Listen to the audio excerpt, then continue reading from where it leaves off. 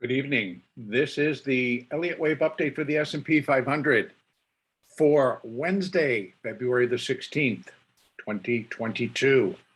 Another very interesting day in the markets today. The S&P, along with the other three indices, did manage during the Globex session overnight to race up and got to a resistance line at 44.83. And I'm just going to go ahead and put that back in because what we're counting is trying to count a minute second wave. And I originally had thought, okay, it's done. And we started trading this morning and the market came down. It broke the 50 broke the 20, then broke the 50 moving average on the hourly chart. And I thought, wow, okay, everything's falling right into place. Then we had to go on hold and we waited for the news from the Fed. And as it ended up, all that was really being reported at 2 o'clock was the minutes from the last meeting, which we already knew. Nonetheless, it did not stop the reaction. And the initial reaction right at 11 o'clock, which tells me either somebody's getting this way ahead of everybody else, was an immediate rally. They took the index up substantially, just right away. Then they brought it back down an equal amount. Then they raced it back up again. And this was all without Powell making any statement. And so he ended up not making any statement. So we're still in the dark about what the heck they were all talking about the other day when they had their emergency meeting.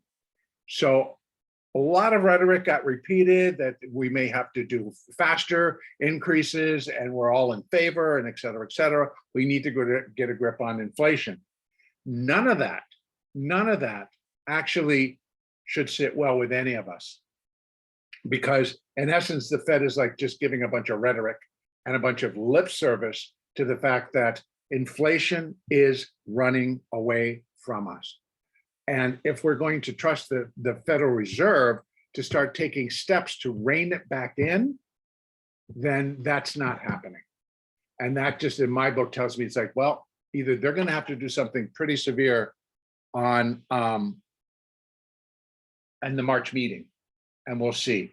In the meantime, we remain within this minute second wave. But what we have now done by racing back up and actually getting above this previous high at 44.83, we got a little bit more this afternoon, just tells me that it's not complete. We do still need to allow for the market to get up to the resistance at the Fibonacci 618 level, which is 44.97. And we're going to call that all the way up to 4,500. And then here we're just now watching, and I guess NVIDIA's earnings have just come out, and they are a bit disappointing. So in any case, NVIDIA not really going to have that big of an effect on the NASDAQ, but on the S&P, but it is a little bit. Okay, so, but I'm still would be expecting the market to go up and finish this wave two. Again, if this little bit of a rally completed it, then what I'm looking for is pretty much exactly what we started to see today, where we got into the opening and then bam and bam, and then look at that, bam. At the 2 o'clock hour, they took it from 44.24 to 44.76. On old news, on nonsense. And now they're turning the video around and they just raced it up. And now all the markets are going to be turning. As you can see, they're turning everything higher again. Okay, so where are we? What are we looking at? Same deal. None of that changes. We cannot really move ourselves into the emotions that go behind these erratic flipping and flying in the futures markets based on earnings reports from different companies. In fact, if you're watching, I've got NVIDIA highlighted. You can see NVIDIA went down to 258, ran up to 273, is now trading back to 265. The entire moves don't make sense, but this is what traders do. Okay, so what can we expect for tomorrow here in the S&P?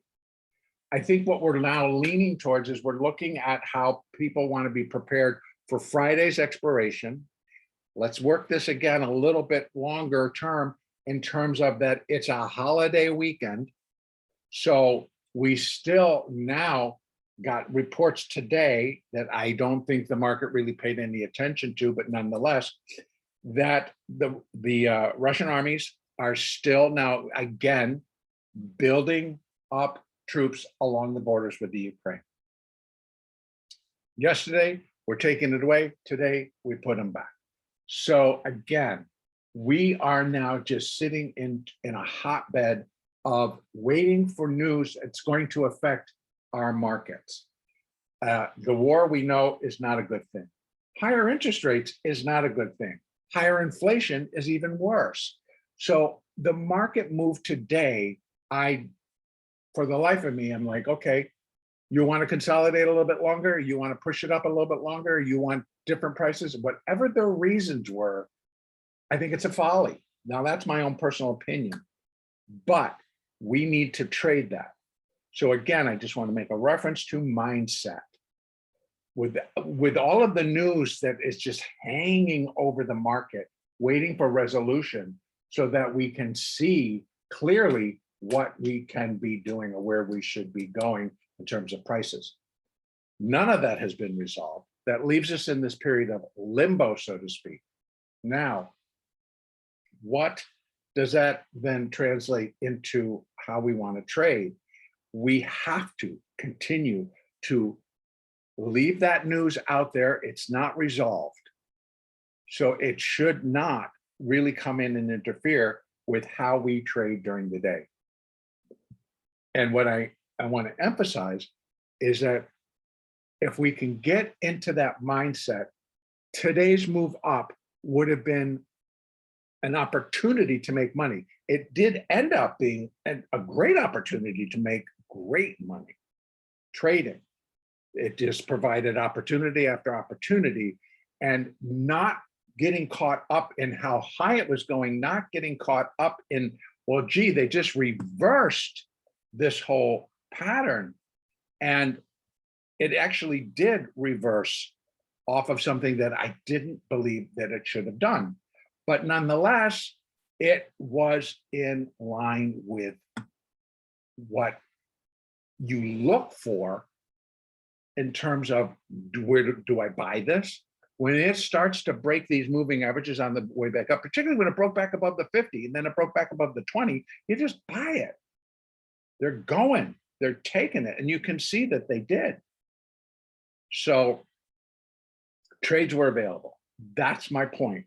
Regardless of my own personal feelings about what's hanging over the market, and regardless of what I think the market is building up and what our next step is, should not affect how I trade that day when they come in and push the market up $60 all at once. Within 2 or 3 minutes, this thing was sitting all the way up at the top. So tomorrow, I do expect that we probably will continue to move higher. If we should come in again, this could be it. We did go up and make a slight new high above that. This could be it. The 50% mark was right there and is now holding the market back, believe it or not. That's the 50% resistance. The hourly 200, it's sitting right above it. If it breaks below, same story. We'll start to see some acceleration. Then it's got to break below the 4, the 8, the 20, the 50, just as it did overnight. And again, this morning on our opening. If it does it, we're going to play it the same way because we should get the same reaction. Now, so that's what we must stay open to.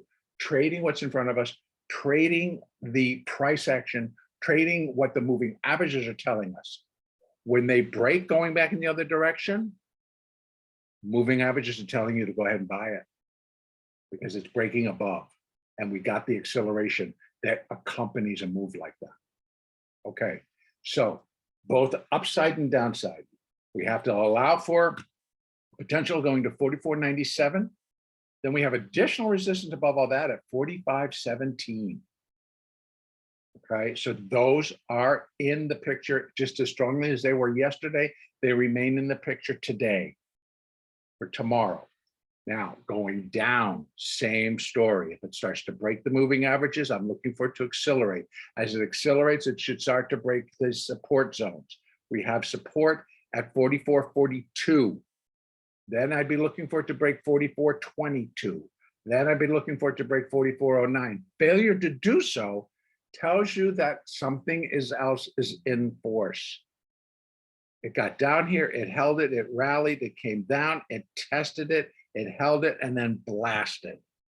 That news could have come out that showed, maybe Powell would have stepped up to a mic and said something like interest rates are being raised. That would have driven it down, but it didn't. So they went on that already known information and blasted it to the moon.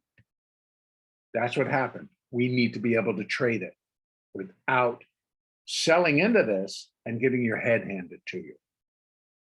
That's also my point. So keep open, trade the price action, trade what's in front of you, trade what the moving averages are telling you. We have an upside scenario and we also have the downside scenario. If either one kicks in, it should move substantially. We're at 44.67. That's a 30-point rise to 97 and an additional 17, almost 50 points if it moves up again and gets above 4,500.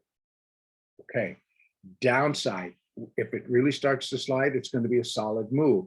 If we're playing it just as it breaks these moving averages, you're in already with what the market is doing. Just don't get married to either side. All right, I'm going to leave it right there. Our next update will be Thursday the 17th.